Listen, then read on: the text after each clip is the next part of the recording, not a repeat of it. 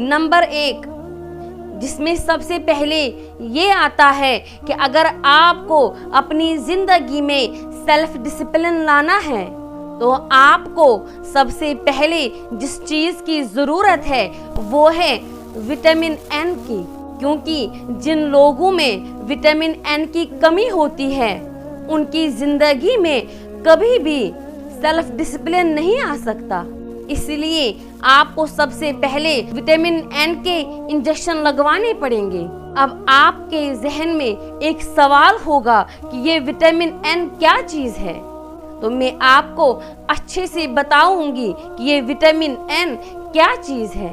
Learn to से no. आपको ना कहना जरूर आना चाहिए। आपको अपनी जिंदगी में ना कहना सीखना पड़ेगा। ये एक विटामिन है और ये विटामिन